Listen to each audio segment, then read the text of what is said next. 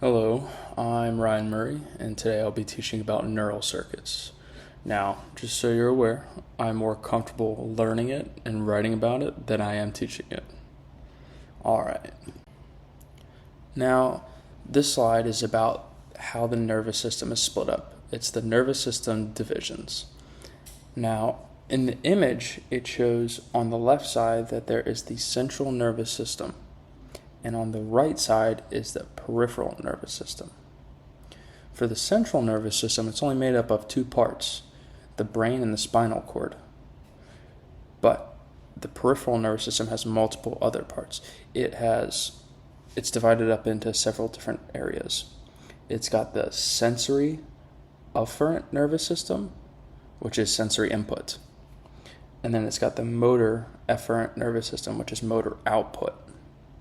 It's also got somatic and autonomic, which somatic communicates with sense organs and voluntary skeletal muscles. And autonomic communicates with internal organs, which is the smooth muscle, and glands. There's also two other parts. There's sympathetic and parasympathetic. Sympathetic is arousing, and parasympathetic is calming. Now on to the next slide. We have neuron anatomy and physiology. And in the image, as you can see, it goes from left to right of the cell body to the axon terminal. And I'm going to read and explain each part of it from the left to the right. Now, as you can see in the top left corner of the image, there is the dendrites. Now, they are the sensors, and they receive incoming signals and transfer them to an integrating region within the neuron. Next, we have the cell body soma. It's made up of a few different parts, and it is the integration and control centers. Now, in it, we have the nucleus, which contains the DNA that serves as a template for protein synthesis. Rough endoplasmic reticulum synthesizes proteins to be packaged into vesicles and moved down the axon via the axonal transport.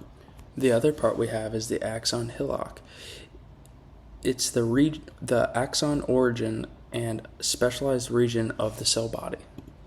The rest of the image is the axon. And the axon is effectors. They carry outgoing signals from the integration centers to target cells.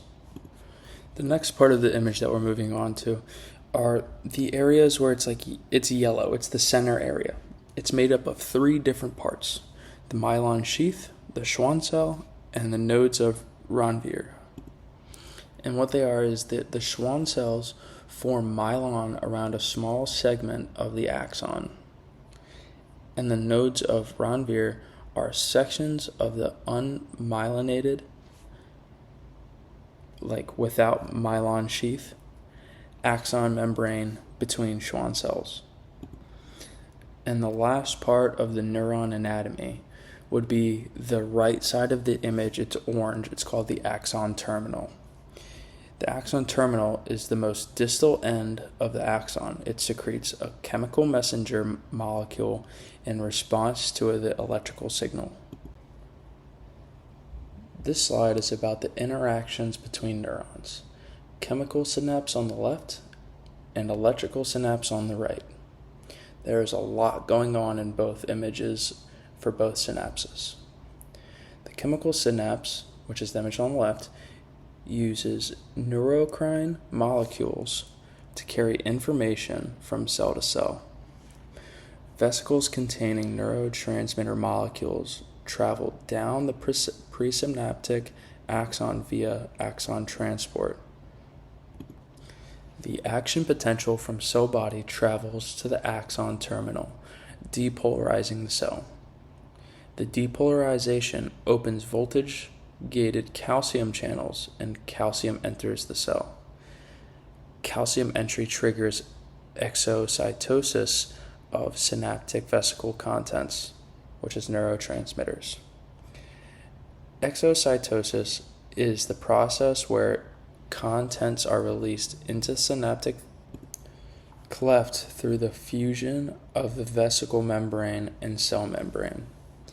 Neurotransmitters diffuse across the synaptic cleft and bind with receptors on the postsynaptic neuron.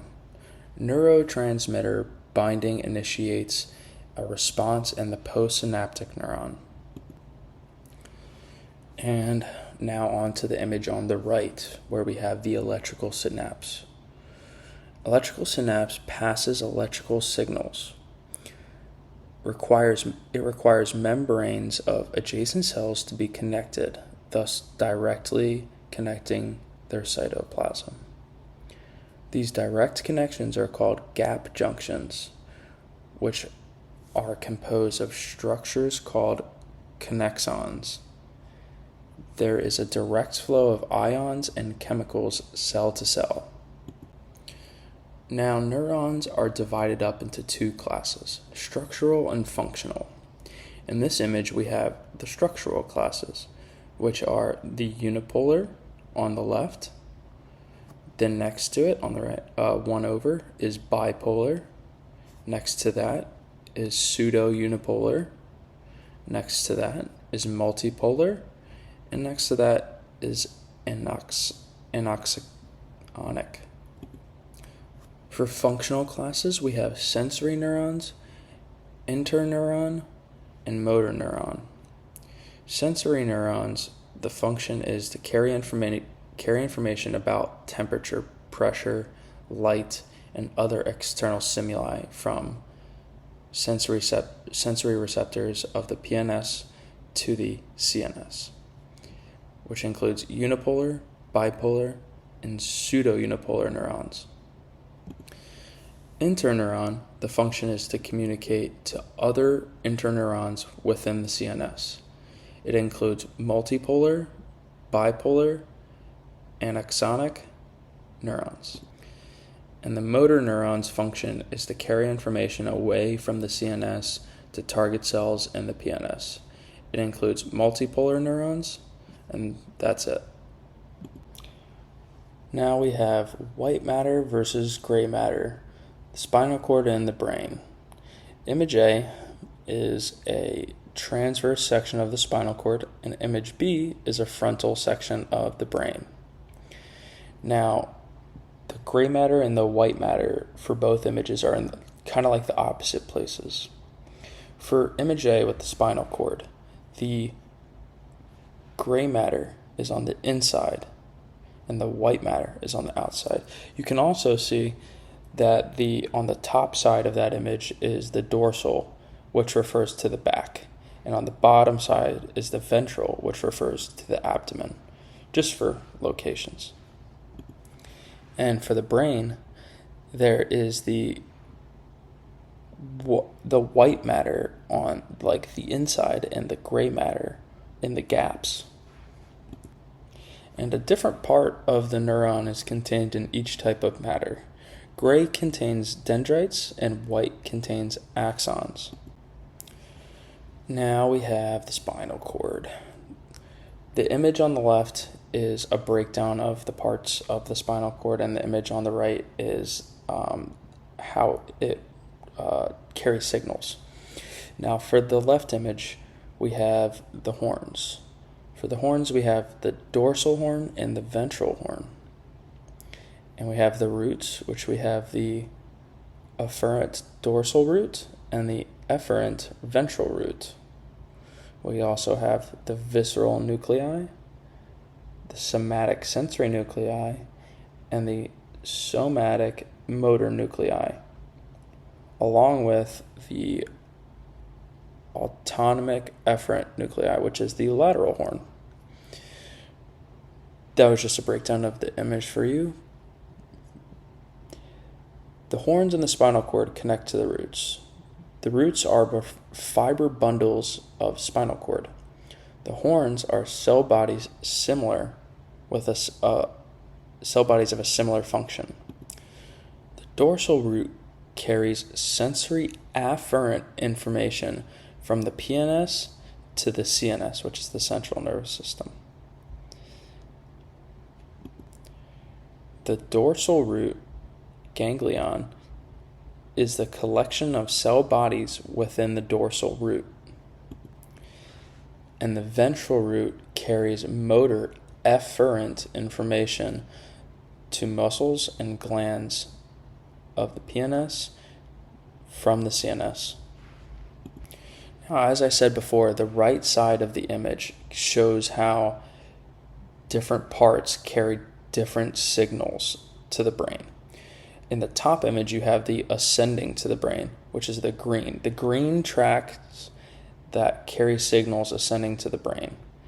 And the bottom image is the descending from the brain, how signals are sent from the brain, which is the blue. Now, for my last slide on neural circuits, I have an example of a neural circuit in action. As you can see in the bottom of the image, there is a hammer that like a doctor would use to hit the kneecap. And this would be to test the neural circuit. All right. Now, the hammer hits the patella. And then what happens is the sensory neurons in the quadriceps and the quad muscles carry the information from the external stimulus to the CNS, the spinal cord. The information is sent directly to the motor neuron of the quad muscle and the hamstring muscle via interneuron and motor neuron. In response, the leg reacts by jerking the foot into the air involuntarily. Now, this is just an example and just a good way to show how it all works. Thank you for listening to everything I had to say about neural circuits. I appreciate your time.